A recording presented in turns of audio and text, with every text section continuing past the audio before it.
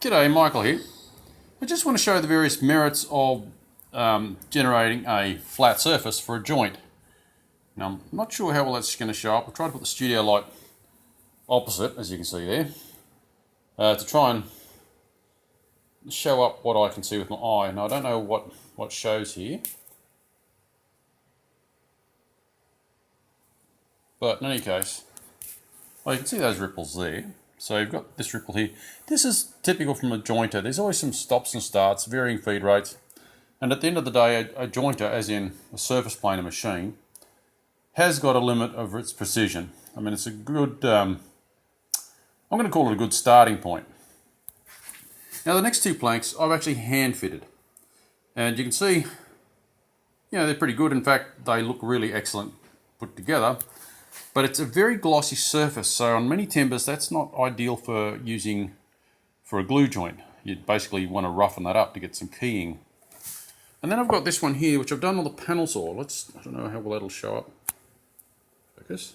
Okay, so you can see it's a little bit roughened. But what's really excellent about using the panel saw and the sliding table on the panel saw is that it's got a guided straight line. The jointer is all driven by the in-feed table and the out-feed table and how they relate to the cutter block. By hand, you've got to have a lot of skill. You need a lot of, basically you've got to put a lot of elbow grease in it. So your muscles get tired pretty soon. You don't get many joints done. There's a limit to what you can do per hour. And it's certainly, I can't say it's a bad method, because at the end of the day, it's actually kind of the best method. Whatever is wrong, you can fix. But you've got to pay attention and you've got to fix it. So there's a bit of a downside there. The panel saw is very finite. Now let's just have a look at the panel saw. You can see that's the actual saw blade. Now I'll put a rip saw blade in here. Let's just get that a bit clear. There's a rip saw blade in here.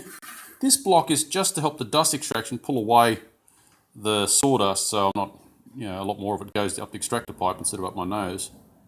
In any case, I ventilate the whole area quite well. Back in place.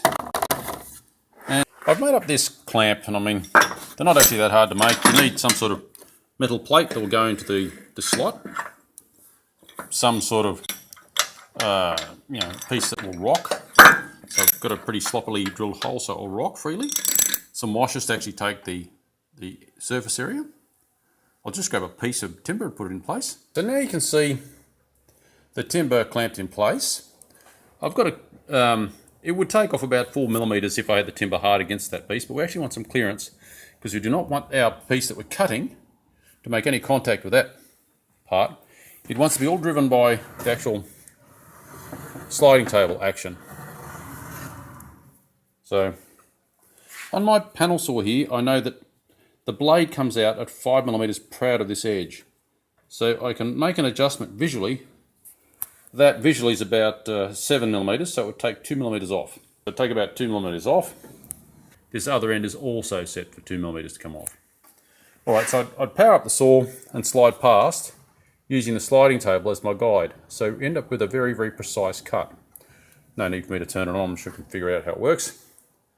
But yeah, that's the method that has proven to be very good. The downside of this is it is limited to the actual travel length of the panel saw's sliding table. So there is very much, it is finite. Whereas using the surface planer, jointer, or doing things by hand, you're not so limited for length. So this machine is very finite, but within its range, you've got that guided sliding mechanism. It's producing a beautiful cut. Now let's have a look at the guides on this particular machine. This is a Felder. Okay, the guides on this machine are a beautiful hardened ground running surface, and they've got a V-groove on this component, and there's also a V-groove on the actual sliding table extrusion, and it's got cylindrical rollers, one set at 45 degrees this way, another one at 45 degrees running the other way. So you basically have cylinders running on here, not ball bearings, and you don't have the same drag that you have on a typical V-slot. Now on 3D printers, they often use a V-slot with one roller, and that roller is running just flat against the V slot like this, but it's got two edges running at 45 degrees, so they actually generate a lot of friction if there's any pressure on them. With this thing, they call this design, their branding for it is X-roll, and that's obviously because the two planes are kind of an X made by the cylinders. So they can have this very firm, and at the same time as being very firm, they are also very easygoing. So it's a very good design and very good platform to be using for a sliding table to cut your joints.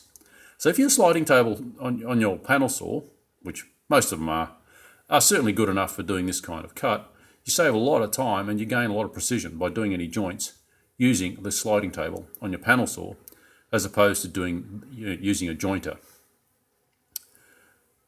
And I guess proof of the pudding is in the eating, so let's have a look at how they fit. Right, so this joint, I've just got these pieces sitting together. They're basically loose, so you can see how well they do or don't fit. Now, as we go up this piece, you'll see how close in I am by the pencil line thickness. Focus. You can see there's a pencil line. So that's the joint done. It's very easy to lose a joint. I've actually just lost it. Okay, there we go. Yeah, so following along there's our joint line.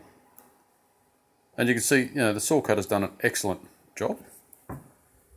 Here is my hand joint. Now I've deliberately made it slightly hollow in the centre, which is advantageous. So as we come towards the centre, you can see the gap increases. And as we get towards the other end, let me just get to the other end, closes up again. So there's a little bit of pressure on the outside ends, which kind of produces a positive effect. It's not so critical in this particular job to actually have that hollow. If you do require that for what you're doing, obviously you could use the saw, the panel saw, really, to get that cut right, and then just touch it with a hand plane to create the hollow if you wanted to. So yeah, I hope that's of interest to you. Feel free to like, share, subscribe, ask a question, leave a comment. Bye for now.